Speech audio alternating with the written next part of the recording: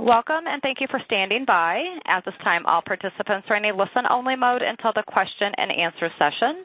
At that time, to ask a question, you may press star 1. Today's conference is being recorded. If you have any objections, you may disconnect at this time. And now I'd like to turn today's meeting over to Lori Pardon. Thank you. You may begin. Thank you.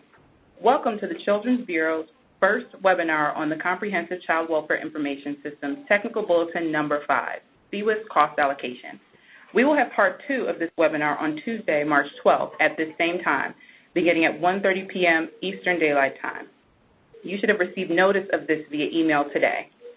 On the control panel on the right side of your screen, you can download a copy of the technical bulletin as well as a copy of the slide deck we are using for this presentation. If you don't see the control panel, click on the orange arrow to display it. At the end of the presentation, we will take questions. At that time, we will open up the phone line, or if you prefer, you may type questions into the chat window in the control panel. Next slide, please. Our presenters include myself, Lori Pardon, from the Children's Bureau, Division of State Systems, David Baker, Contract Support for the Division, and Bill Meltzer from the Division of Program Implementation. Because cost allocation can be a challenging topic, we have also asked a group of experts to assist with questions at the conclusion of the webinar. This includes Terry Watt, the Director of the Division of State Systems, as well as Fiscal and Grants Management experts, Janice Davis-Caldwell, Cora Coleman, and Janet Turner. Next slide, please. Before we begin, we want to set the scope of the 2-part webinar series. First off, we want to clarify that we are using the generic term Cost Allocation Plan, or CAP, throughout the presentation rather than specific terms for different types of cost allocation plans. We are doing this because the principles we are discussing are applicable to all the different types of cost allocation plans, so it's easier to refer to them all with one term. But you may be more familiar with the other terms for CAP, such as the CAM, for Cost Allocation Methodology. This is the name of the plan that states how to describe, this is the name of the plan that submits how you plan to allocate information system development costs. A Public Assistance Cost Allocation Plan, or PA-CAP, is the state plan for allocating operational costs. PA-CAP is submitted to Cost Allocation Services. Tribes also submit plans for information system development and operational cost allocation. These are called respectively the Development CAM and Operational CAM. A Cost Allocation Methodology, or CAM, is also the term used for a tribal plan to allocate costs to Title IV-E programs. And while the 4E agencies submit their CAM or Development CAM to ACF and the APD, the operational costs for the CCWIS project are included as a portion of the comprehensive PA-CAP/Title IV-E CAM each agency prepares. In this presentation, we are only focusing on the cost allocation rules that apply to CCWIS projects. So your agency will not follow the CCWIS rules when developing the other portions of their PA-CAP or operational CAM. We note that you may have more than one CCWIS project. If, for example, your agency uses a transitional CCWIS while a new CCWIS is under development, the agency will need to create cost allocation plans for both systems. So the steps we will go over in these 2 webinars will need to be repeated for each CCWIS project. Next slide, please. During this call, we will cover the following topics. We will start with a quick overview of cost allocation and what is in the technical bulletin, and then move on to an example of developing a cost allocation plan and applying it to your costs. In this first webinar, we will demonstrate how to develop the Automated Functions Checklist that is a key input into the development of your cost allocation plans. We will continue with the example in our Part 2 webinar. However, since the reporting of the 4E agency's foster care program costs on the revised CB 496 for the first quarter of federal fiscal year 2019, that is October through December of 2018, are due by March 1st, we wanted to provide guidance now since we are so close to that deadline. And at the end, we will summarize key points, provide detailed resources to go to for more information, and take questions. Next slide, please. Although cost allocation is familiar to many of you, we understand we have listeners for whom cost allocation may be a little foreign, like other financial terms such as accrual, invoicing, offsets, and claiming. So we want to take a moment and a few slides to provide a quick overview of the term and concept. Although cost allocation has wide applications, we are going to focus on how it affects CCWIS. Cost allocation is important because it helps states and tribes determine who pays for the CCWIS. On the most basic level, the answer to the question of who pays for CCWIS is the programs that benefit from the CCWIS. You can think about the benefits from a number of perspectives, such as the different clients that are tracked in the system, or whose cases are managed by the system, the services that are authorized and tracked, or if the system is used by workers of a certain program, like child welfare or Medicaid. But no matter how you identify the programs that benefit from CCWIS, once you have identified them, the next question is, how much should each of these programs pay? That is determined by the amount of benefits each program receives from the system, the proportion or percentage of the total benefits the system provides that can be assigned to each system. We want to note there is an exception to this pay based on proportional benefits principle. That is the primary program approach, and it applies to CCWIS. We will explain that in detail and demonstrate it with an example. And that leads to the next question. How does the agency determine what those proportions or percentages are? And the answer is by developing cost allocation methodologies and a cost allocation plan. That is what we will focus on in this presentation, providing an overview of the process to develop a cost allocation plan. We will hit the highlights. More details are covered in the technical bulletin we sent out with the webinar announcement, which is the same TB that is available as a download in the control panel. As we mentioned at the beginning of the presentation, you can also download the technical bulletin and the slide deck in the control panel under handouts on the right side of your screen. Next slide, please. No, we already did. Oh, already on the next slide. Developing accurate, reasonable, and allocable cost allocation methodologies and a resulting plan is necessary before you can claim any reimbursement from ACF programs. To illustrate this claiming process and show you how the budget and cost allocation plans fit into the process of claiming 4E Federal Financial Participation, or FFP, we are starting with a simplified summary of system project costs that the agency will allocate to different benefiting programs. We note that the numbers are made up for this example. We are using nice round numbers to make it easy to track the steps. So in our example, we have system project costs of $10 million. Next slide, please. In our sample budget, we are showing the cost of 4 project activities: the intake module, case management, the data exchanges, and data quality tasks. These activities and the estimated budget for your CCWIS project would have been reported in your APD.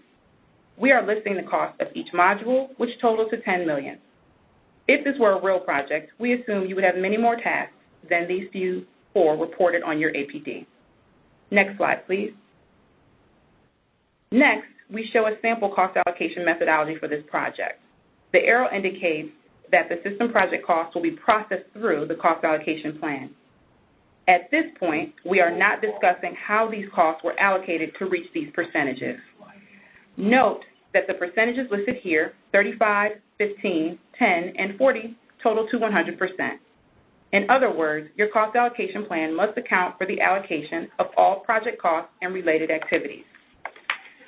We have received plans where the total is not 100%, likely because folks are focusing so closely on allocating costs to each program individually that they forget to step back and confirm that the allocated costs total to 100%. So just a friendly reminder to do that check. Okay. In our example, we are using a system that benefits or supports multiple federal programs. So this is a project to build a system that, in addition to benefiting child welfare, benefits other programs. In this example, 35% of the system supports child welfare programs such as foster care, adoption assistance, prevention services, Chafee program services, the Kinship Navigator program, guardianship, and Title IV-B programs. And 15% supports the child support program. And to keep it simple, we are assigning 10% to any other federal programs that may participate, such as CMS and FNS, and 40% to state human services programs. This may be juvenile justice, adult protective services, or other health and human service initiatives. Again, we are taking some liberties here and are not discussing how these percentages were derived. By the way, if your system is a standalone system or an enterprise/multiple program system like this example, it helps to recall what federal programs are funding the project. If the funding is limited to Titles 4B and 4E, the APD is only submitted to the Children's Bureau. For instance, your system is a standalone CCWIS. If your system is funded by other federal programs in addition to Titles 4B and 4E, your system is most likely an enterprise or multiple program system.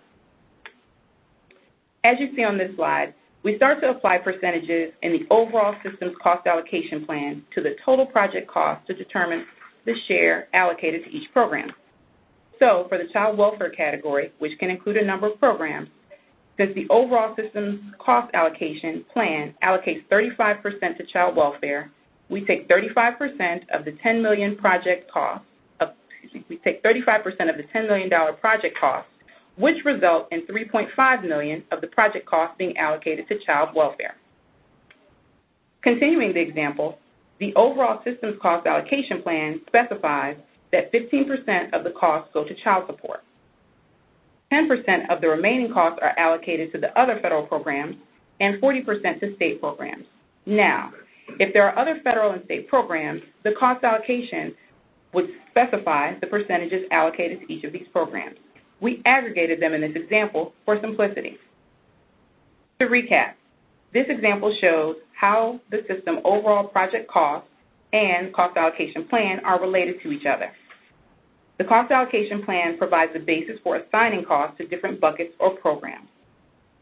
The second main point of this example is to demonstrate the basic cost allocation principle. Development costs are allocated based on the level of effort to build a component that benefits each program receives. In other words, if the child welfare program receives 35% of the benefits according to the cost allocation plan, then 35% of the costs are assigned to that program. However, in this example, we did not discuss how the cost allocation plan was derived. But there are circumstances, and CCWIS is one of those, that we may diverge from the general cost allocation principle of each program paying for the benefits it receives. CCWIS is an exception to the general rule. Under CCWIS, within certain circumstances, the 4E foster care program picks up costs that benefit other 4E and non-4E programs. These CCWIS rules only apply to certain child welfare costs. So we are going to focus on only the child welfare costs for the remainder of the presentation, as these are the only costs that may benefit from this more favorable CCWIS cost allocation rule. But this slide helps us make a point about the multiple program or enterprise systems, like the one we use here. Notice that there is an overall system-wide cost allocation plan that covers all programs. But after this is done, and we know the portion that is child welfare related, we will develop another cost allocation plan specifically to allocate those costs we have circled in red. Developing a cost allocation plan for your CCWIS is the focus on the technical bulletin and in this presentation. Next slide, please. At this point, we will provide a brief overview of the technical bulletin before focusing the remainder of the presentation on a few key points covered in the TB. First, the cost allocation technical bulletin was distributed in its final form in November of last year. We sent out a draft version in May 2018 to states, tribes, and other federal staff. The final version sent out in November has important updates, including a new section on developing a cost allocation plan applicable to operational costs. This is the same version that we sent with the invitation for this webinar, which is also included as a handout. And it is also posted on the Children's Bureau website at the link you see on this slide. The technical bulletin can be found online at www.acf.hhs.gov/cb/resource/CCWIS-TB5. Developing a cost allocation plan and applying it to project costs touches on many disciplines and involves staff with different responsibilities and expertise. This is a task that requires the input, knowledge, and perspective of a wide variety of staff. Here, we list the staff that should be involved in developing a cost allocation plan. This is not something fiscal staff can do in isolation. They will need input from IT staff, CCWIS project management, and the child welfare program experts to develop a comprehensive and accurate cost allocation plan. Each has a role to play, so we encourage these staff to team up on this process. If you've had a chance to review the TB, you know that the development of the automated function checklist is key. The checklist helps you analyze your CCWIS project and determine which functions qualify for CCWIS cost allocation or non-CCWIS cost allocation. We will spend some time stepping through the checklist. Next slide, please. The TB provides guidance on a variety of cost allocation topics. For example, there are different rules you follow when allocating costs using a CCWIS cost allocation approach versus a non-CCWIS cost allocation approach. And there are different types of CCWIS cost allocation plans.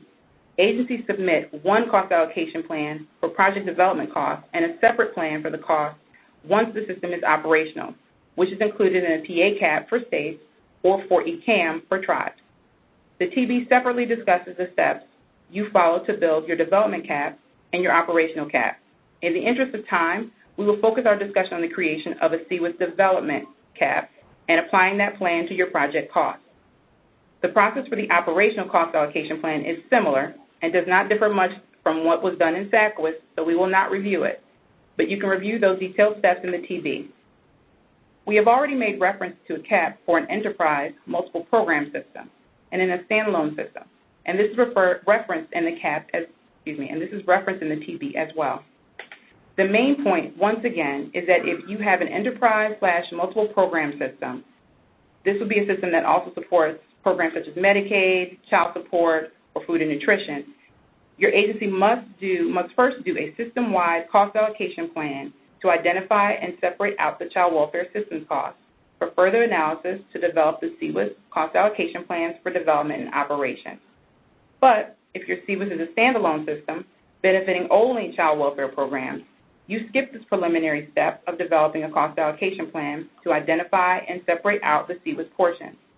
For a standalone system, the CCWIS cost allocation is a system-wide cost allocation.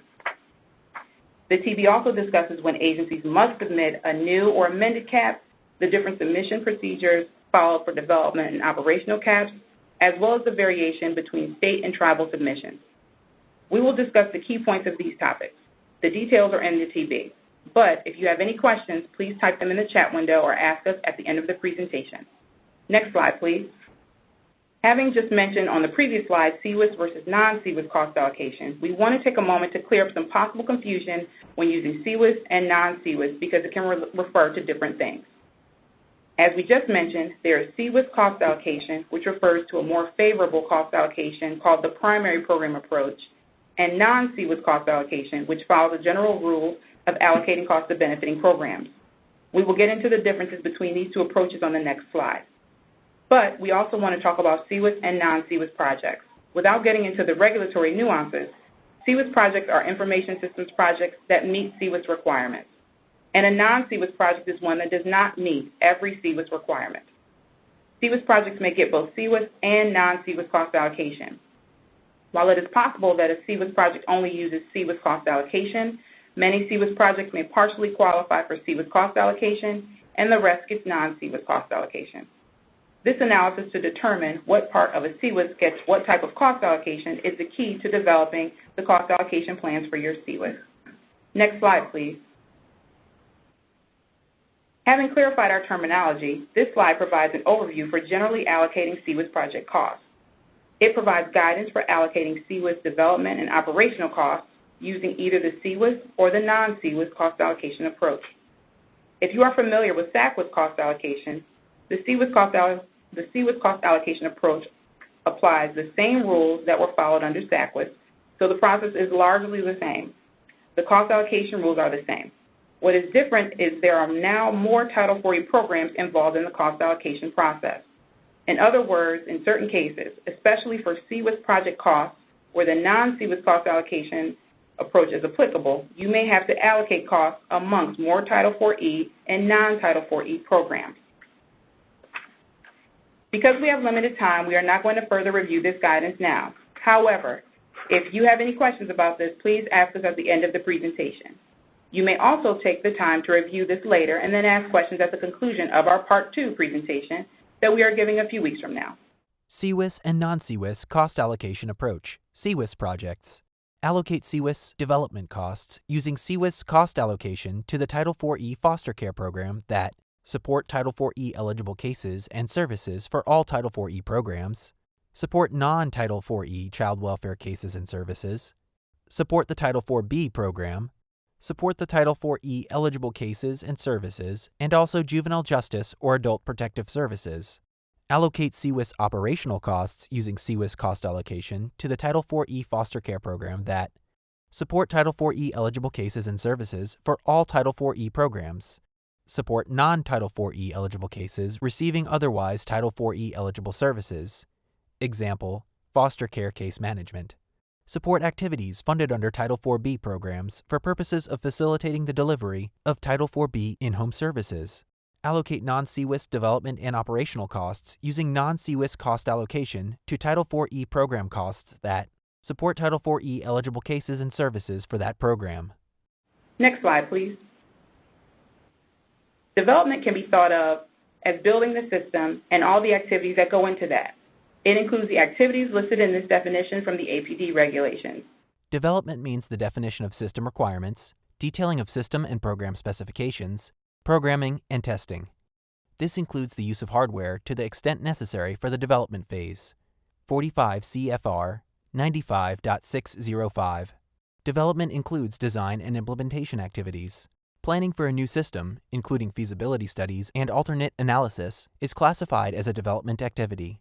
We want to be clear that this includes system design and implementation activities, such as designing the user interface, setting up report formats, establishing user groups, and product installation and initial configuration and training users. Development activities may, depending on factors documented on the automated function list, receive CCWIS cost allocation or non-CCWIS cost allocation. Planning is considered a key step of building a system, so it is a development activity. To avoid confusion, we recommend that you work with your federal analyst to be certain that you have appropriately identified development activities on your APD and in your development CAP. Next slide, please.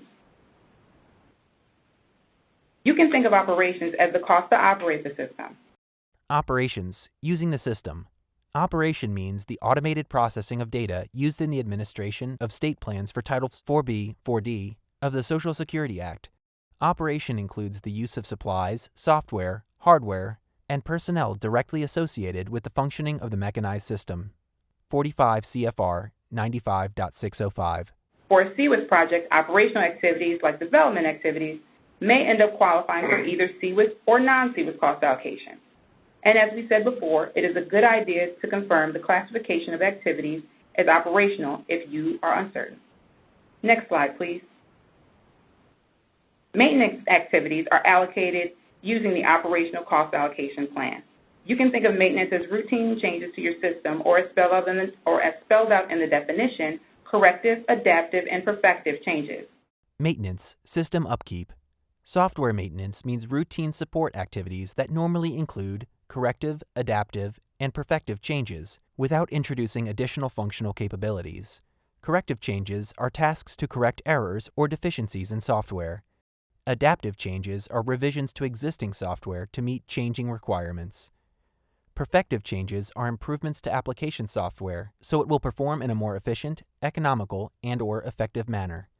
Software maintenance can include activities such as revising/creating new reports, making limited data element/database changes, and making alterations to data input and display screen designs.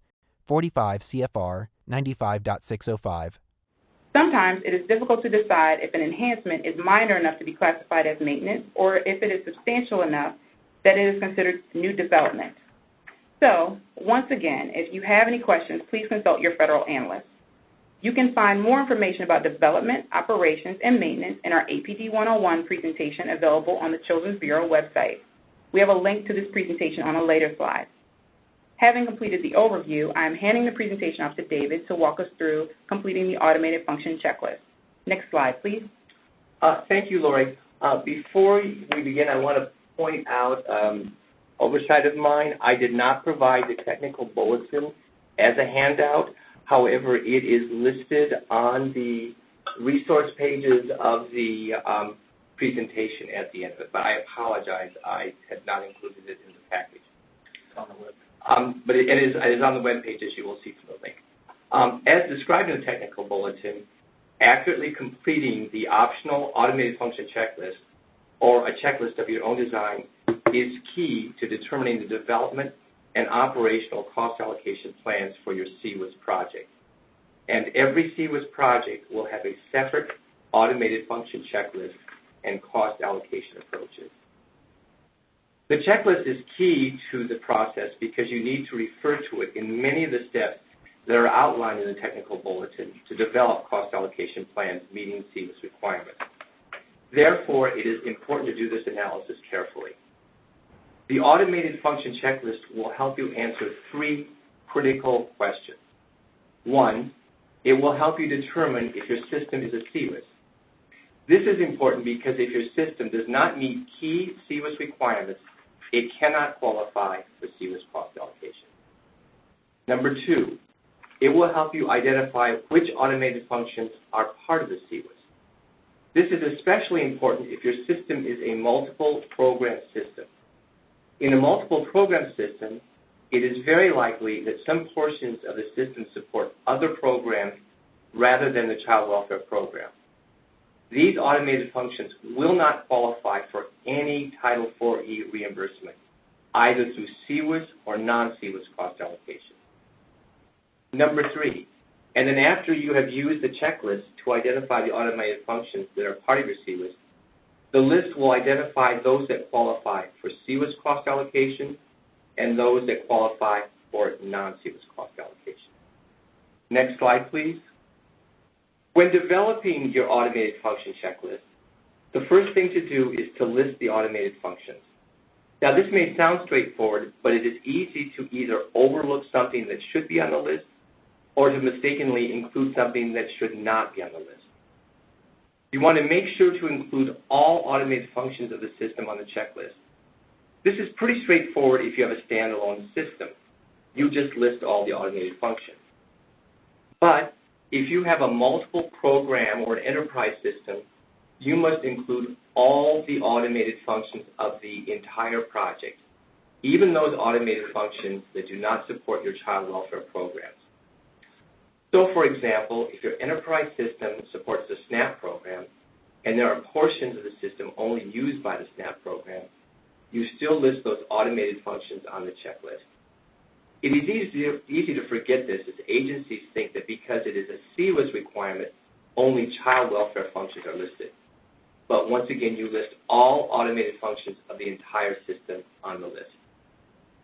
One good check to make sure you've included everything you should is to review the functionality described in your APD. All the system functionality should be included in the automated function checklist.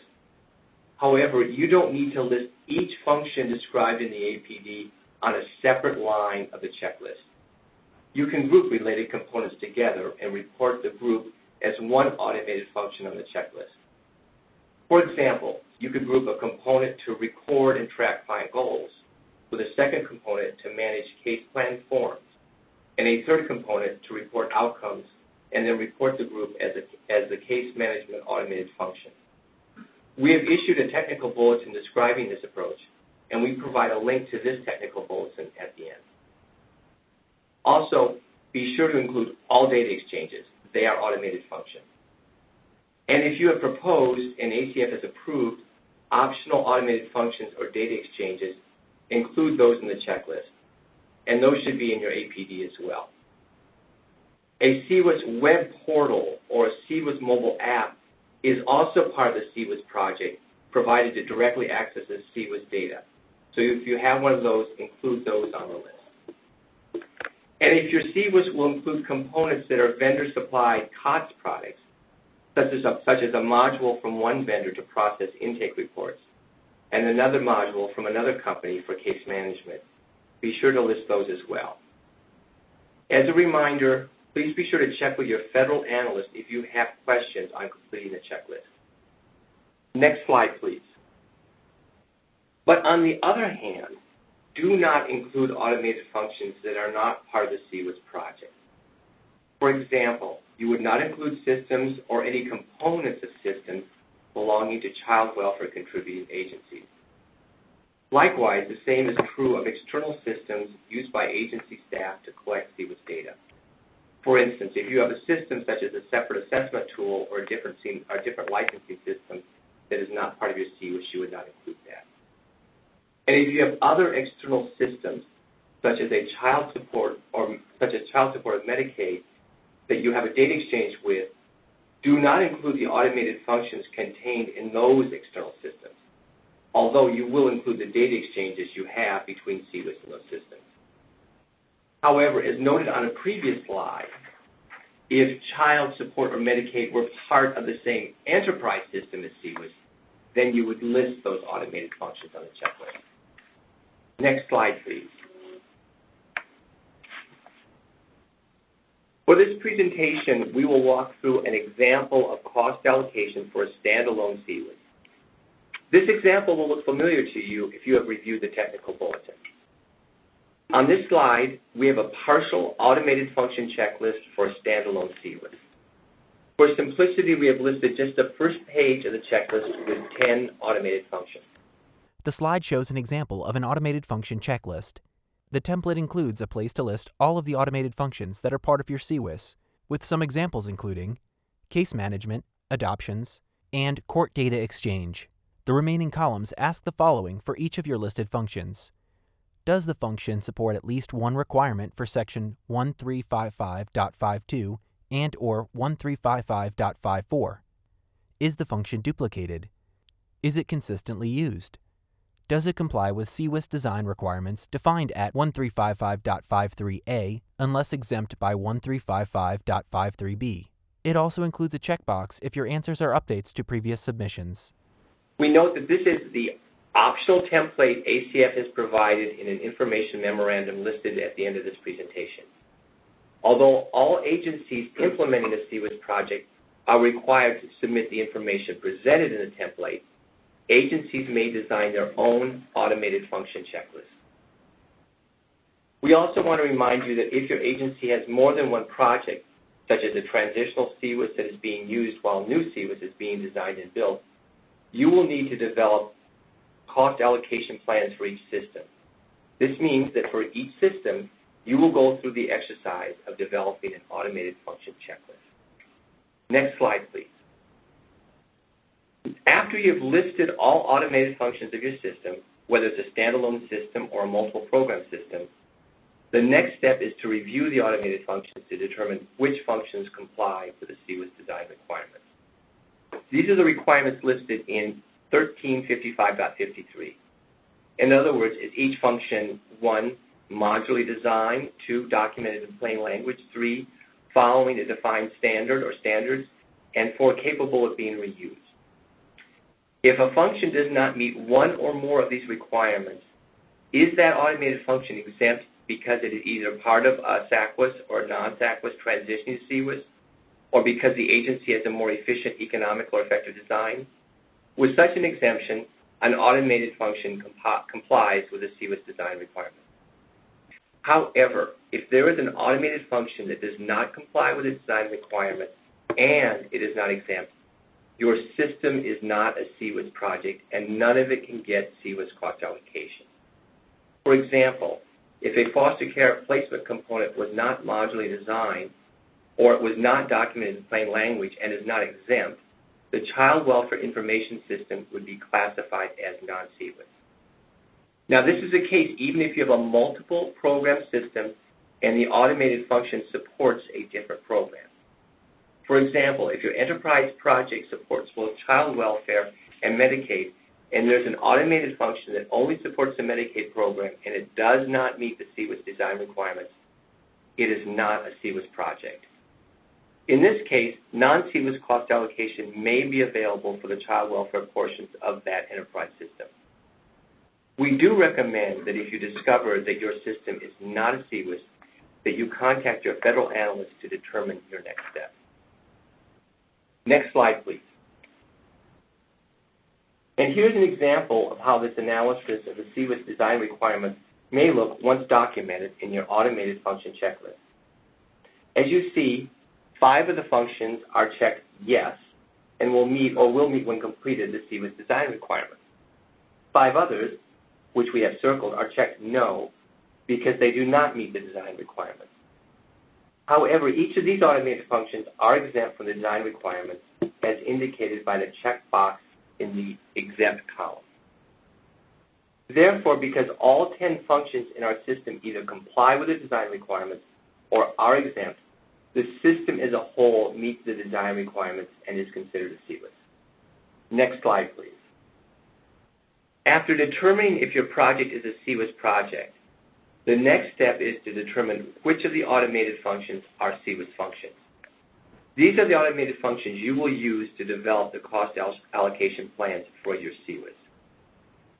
If an automated function supports one of the CCWIS project requirements listed in Section 1355.52 of the regulations, then it is a function that you will factor into the CCWIS cost allocation plan.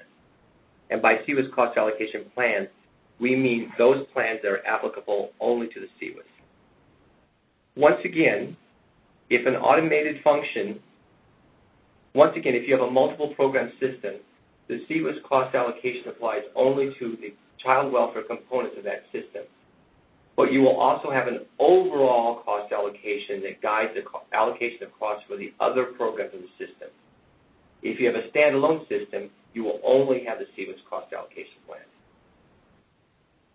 Ways that an automated function may support a CCWIS requirement include: do workers use the function to support their duties? For example, do they use it to document investigations or home visits or other case management activities? Or do workers or administrators use the module to set ticklers, alerts, or to generate reports? Is the automated function one of the mandatory data exchanges? Or does the automated function, does it automate CCWIS data quality? For example, edit checks, data quality alerts or flags, and data quality reports would all be types of automated functions that support CCWIS data quality. Also be sure to include features that are not apparent to the users, such as scheduled jobs that run in the background to examine data quality. Does the function or module support an optional function? For example, is it a data exchange with the Social Security Administration or your Department of Labor and Employment? Once again, another check is to refer back to the APD and make sure that all mandatory and optional child welfare functionality you have described in your APD is listed on the automated function checklist. And if you have a function that supports child welfare and another program, be sure to include it. For cost allocation purposes, you will have already identified the share supporting other programs, but don't neglect to include the child welfare share in the CCWIS cost allocation analysis. This may be common if you have a multiple program system where common functionality is shared by many programs. But there's a flip side of this. Do not include functions that only support other programs. For example, an automated function for processing child support orders would not be checked yes. Next slide, please. The support CCWIS column is where you record the results of this analysis. Because this is a CCWIS standalone system, we see that all the automated functions are checked yes. But if this were a multiple program system for both child welfare and child support, the automated functions supporting child support would be listed on the checklist but would be checked no. Only those automated functions checked yes will be evaluated as you develop the cost allocation plans for your CCWIS. Next slide, please. After you've identified the automated functions that are CCWIS automated functions, the next step is to determine which of those may qualify for CCWIS cost allocation. We determine this by looking at two factors. Is the function duplicated? And is the function consistently used? For determining the first factor, are the child welfare tasks that the automated function performs duplicated in CCWIS itself, another automated function performs the task as well, in a county system, in a child welfare contributing agency, in an external system. For the second factor, is the automated function consistently used? All workers use the required software tools the same way, and tools are used for the prescribed purpose and tasks. Automated functions must meet both these criteria to qualify for CCWIS cost allocation. In other words, only automated functions that are not duplicated and are consistently used may qualify for CCWIS cost allocation. If a CCWIS automated function is either duplicated within CCWIS or other systems, or the function is not consistently used by workers, it may qualify for non-CCWIS cost allocation. Next slide, please. And here we see the results of that analysis for our example. You can see that the majority of the automated functions, seven of them, are not duplicated and are consistently used.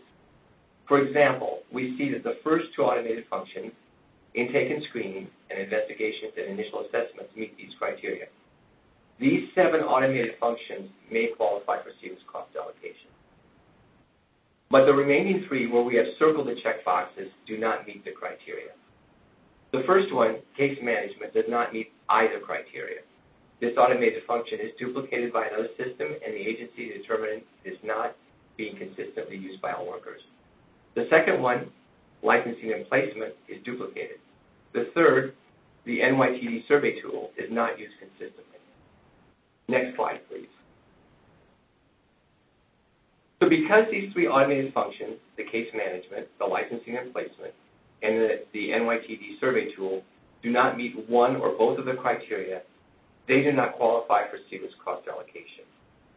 And we will see the effect of these 3 automated functions upon the cost allocation methodology as we continue with the example in part 2 of this webinar. Before we leave this slide, I think you can see that although the automated function checklist itself doesn't require much work to complete, in other words, you just check off boxes, there is analysis that goes into determining the automated functions that are listed and which of those boxes get checked. Next slide, please. We will continue with the example and demonstrate how to use the automated function checklist to develop your CCWIS cost allocation plan in the second part of this webinar in 2 weeks.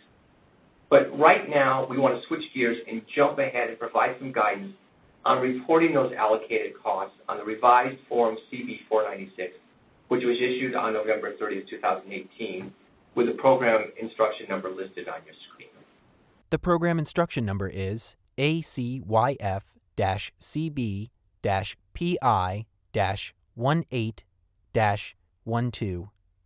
Agencies report costs for multiple projects on different lines. We have the link for this PI at the end of the presentation. We want to provide this guidance now because the foster care report for costs incurred during the October through December 2018 quarter are due by March 1st, which is just a few days from now. So I'm going to hand off the presentation to Bill Meltzer, who will walk us through reporting these costs, including how agencies report costs for multiple projects on multiple lines. Next slide, please. Thank you so much, David. This is Bill Meltzer. Good afternoon or good morning to all of you. I want to point out what I guess is the easy part of this presentation because there's quite a bit of information that's already been shared. We're now discussing, once you have gone through the automated functions checklist, you've made your determination for a CCWIS project, which of the particular functionalities qualify for CCWIS cost allocation and which do not qualify for CCWIS cost allocation. And as David and Laurie said, you may in fact have multiple projects that you need to address at the same time.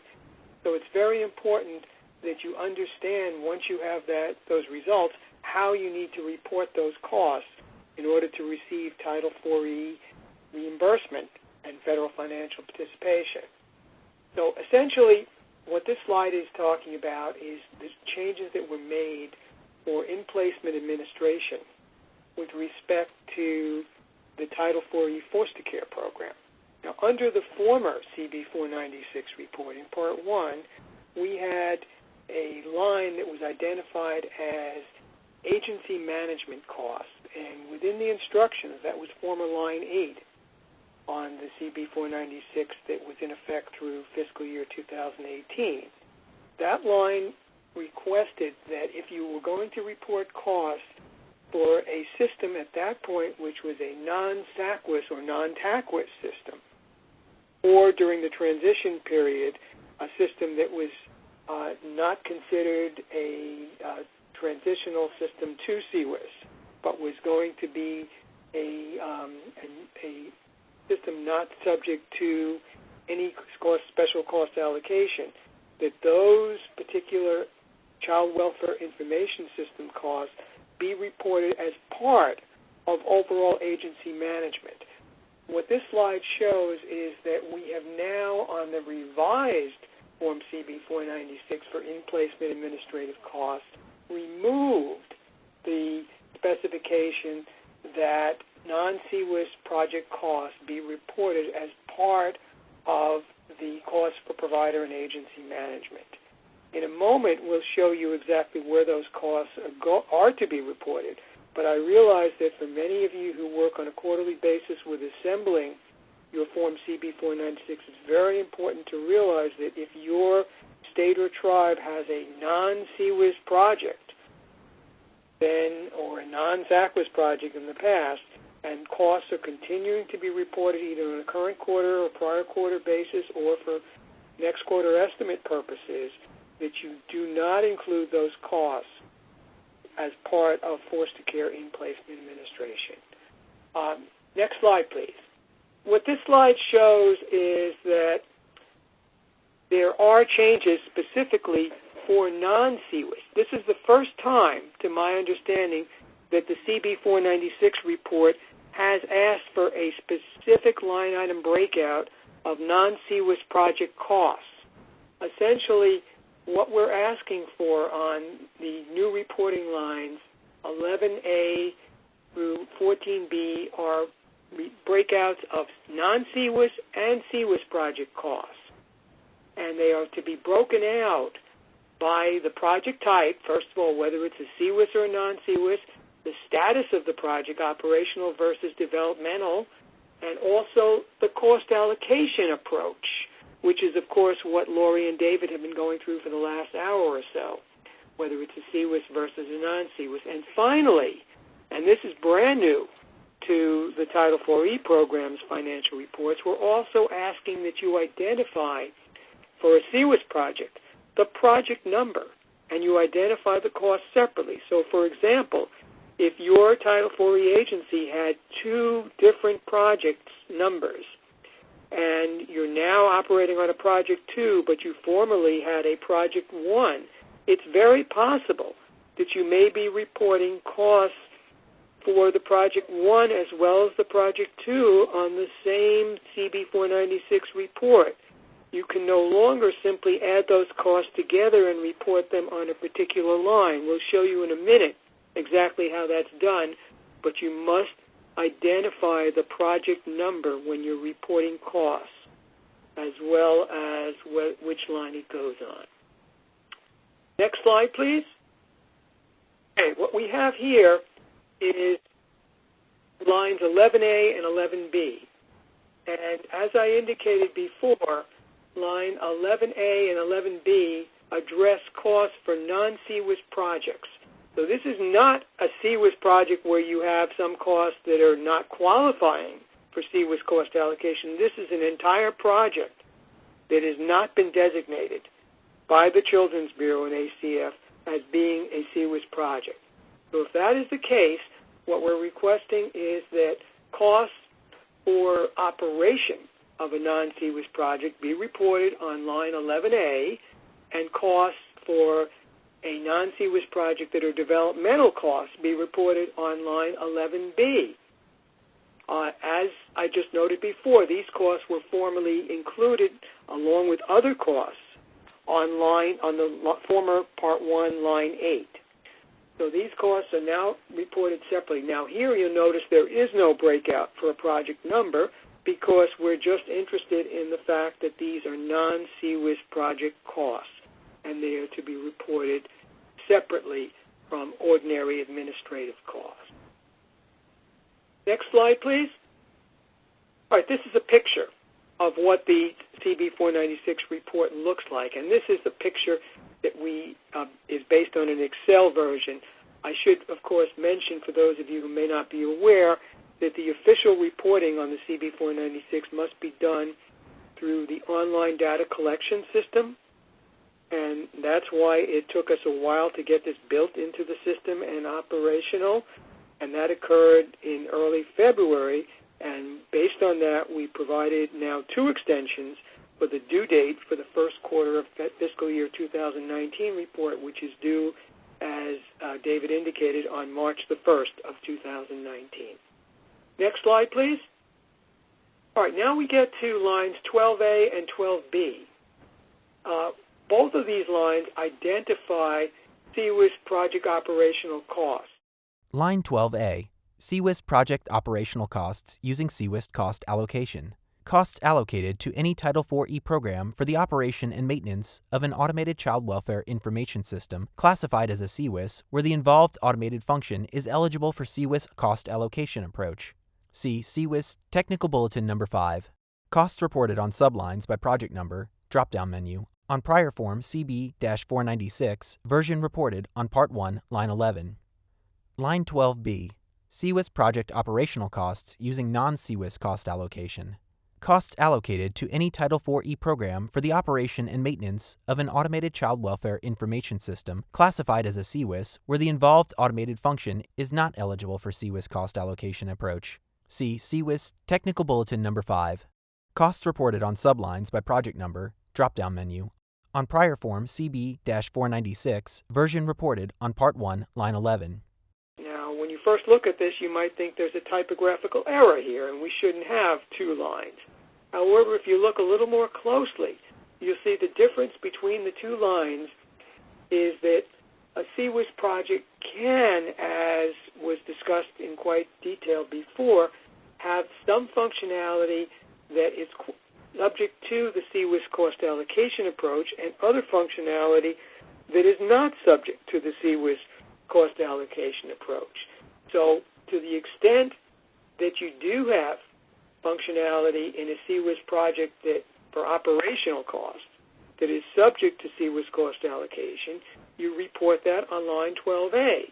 To the extent that you have CCWIS project operational costs that are not subject to CCWIS cost allocation, you report those costs on line 12B.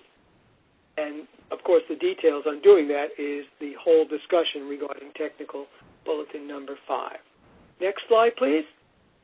Here you see an Excel version, and this does vary from what we have in the online data collection, but it was just set up to give you a display of what lines 12A and 12B look like.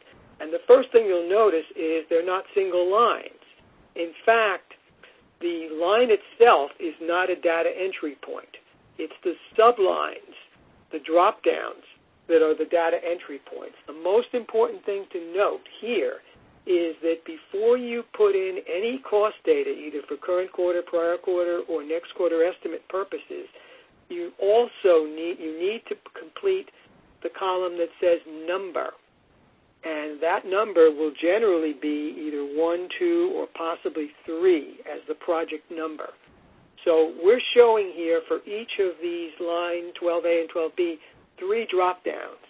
The way the online data collection system is set up is when you open the report, you'll see there's one line shown, one subline for each of these lines, and then there's a little button that says Add and asks you how many more lines you want to add as sublines. So you can choose to add, if you need 3 projects, you can choose to add 2 more lines for that. If you don't, you just leave it at 1 line. And first you report the project number and then your cost. And the same goes for line 12B. Can we move to the next slide, please? All right, line 13A is very important because that is your CCWIS project developmental costs for those functionalities using the CCWIS cost allocation approach. Line 13A, CCWIS project developmental costs using CCWIS cost allocation, APD required. Costs allocated to any Title IV-E program for the planning, design, development, implementation, or development enhancement of an automated child welfare information system that is classified as a CCWIS, project is subject to an advanced planning document, and the involved automated function is eligible for a CCWIS cost allocation approach. See CCWIS Technical Bulletin Number 5, CCWIS Cost Allocation. Costs reported on sublines by project number, drop-down menu, on prior form CB-496, version reported as part of Part 1, on either line 12 or line 13, based on project number. And line 13B is the CCWIS project developmental costs for functionality that does not qualify for the CCWIS cost allocation approach. So this line follows very similarly to what these 2 lines follow very similarly to what I just described for line 12A and 12B. we first of all have to have the project broken out by project number. Also, we have the amounts included here were formally reported on the old CB 496. So if you are tracking for spreadsheet purposes to a former version of the CB 496, these costs would have been reported either on line 12 or line 13 of the former CB 496 version, because that was either for Project 1 or for Project 2. And it's possible if you have a Project 3 that that's a new project that you didn't formally report costs, or if you did, you might have included it with your Project 2 cost in the past. Next slide, please. Okay, line 14A is for CCWIS project developmental costs that are also using the CCWIS cost allocation approach. And the difference, though, here is from line 13A that these are projects where you do not require to have an APD or an advanced planning document. So these might be costs that are developmental in nature, but you've already completed an advanced planning document, or it does not meet the threshold for purposes of continuing with an advanced planning document. In either case, the difference is because these particular costs are not subject to an APD, there is no project number. So we do want to separately identify these costs, but these are costs that are subject to CCWIS project costs that are subject to the CCWIS cost allocation approach.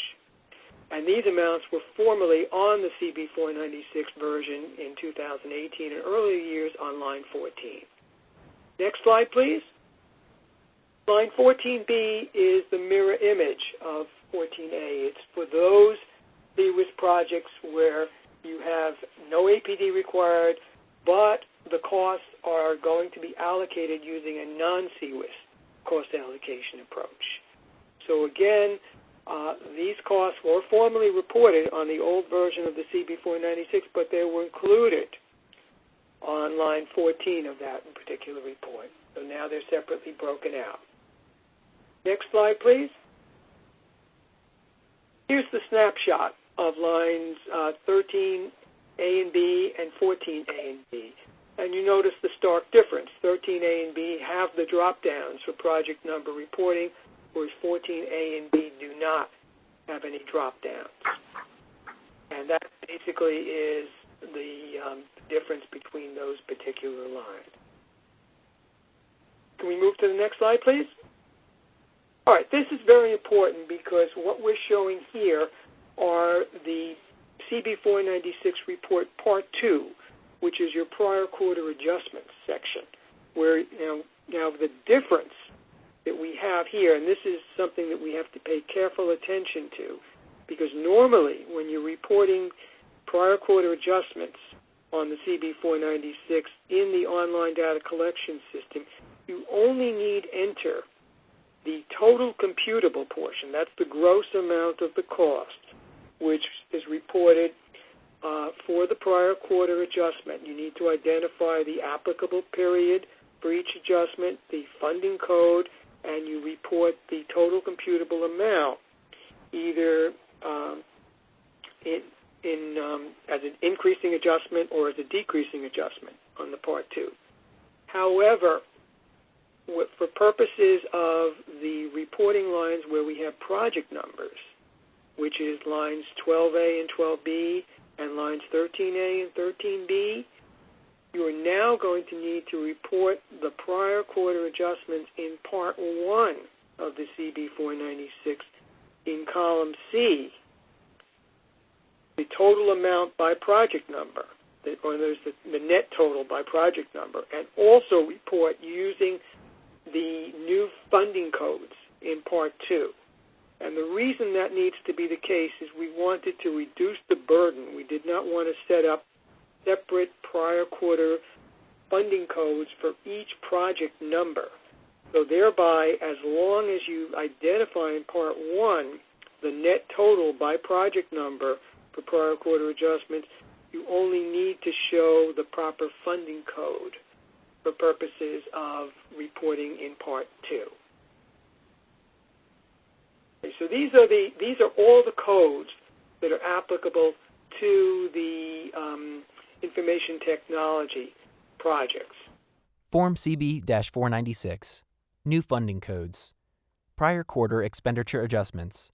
Foster Care New Funding Activity Codes continued. FNO, Non-CCWIS Operational Costs, Part 1, Line 11A. FND, Non-CCWIS Developmental Costs, Part 1, Line 11B. COC, CCWIS Operational Costs using CCWIS Cost Allocation by Project Number, Part 1, Line 12A.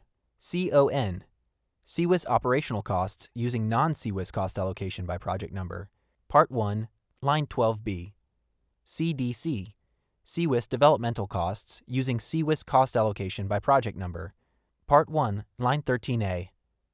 CDN, CCWIS Developmental Costs using non-CCWIS Cost Allocation by Project Number, Part 1, Line 13B. CNC, CCWIS Developmental Costs using CCWIS Cost Allocation, no APD, Part 1, Line 14A. CNN, CCWIS Developmental Costs using non-CCWIS Cost Allocation, no APD, Part 1, Line 14B. And hopefully that will give you a good idea. Now, we've moved on to the next slide, which talks about the pre-CCWIS project costs. So the old CB-496 report identified a number of codes which are shown here. The non-CCWIS projects, as I said before, were included as part of the former report of agency management, which was coded for prior quarter adjustments as FAA. These costs, to the extent that you need to report them as prior quarter adjustments now, beginning with reports for quarters in 2019 and subsequent federal fiscal years, you're going to use the new reporting codes, not the old reporting codes. Those codes are no longer available. So what this slide does is it shows you, for purposes of any non-CCWIS project costs that you would have formerly reported a prior quarter adjustment as an FAA, you're now going to include them with the proper applicable period, but using the FNO costs for operational purposes and the FND code for developmental costs. And similarly, if you had a former CCWIS-TACWIS project that you're now reporting additional costs or decreasing adjustments for that particular project, these four codes that I'm showing here, the FSO, FS1, FS2, and FSN, are no longer in effect. And the codes that I'm showing next to those are the replacement codes that you would use to report those prior quarter adjustments on the CB-496, the version that's in effect now in fiscal year 2019. FSO, now reported as COC, using project number 01 or 02. FS1, now reported as CDC, using project number 01. FS2, now reported as CDC, using project number 02. FSN, now reported as CNC, no project number needed.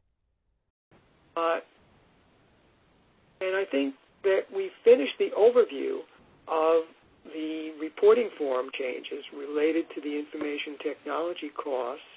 And I hope that's been clear, but certainly if you do have questions, we will entertain those at the end. So I'm going to hand this back to Lori to complete the rest of this presentation, and I thank you very much. Next slide, please. Thank you, Bill. Here are links to resources that can provide more details on the topics we cover in this two-part webinar series. Technical Bulletin Number 5, CCWIS Cost Allocation.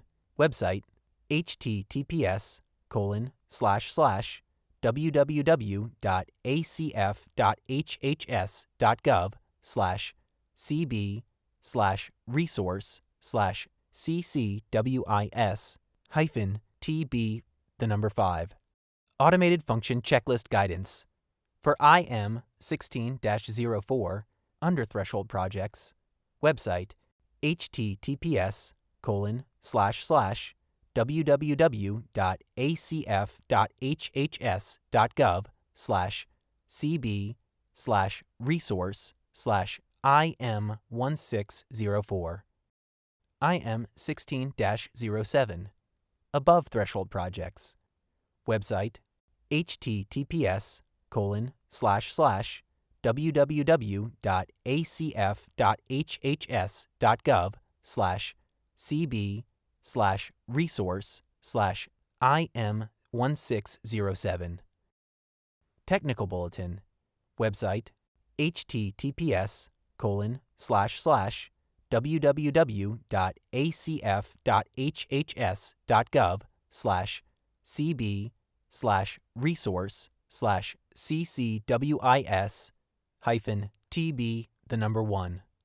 Form CB-496 Program Instruction.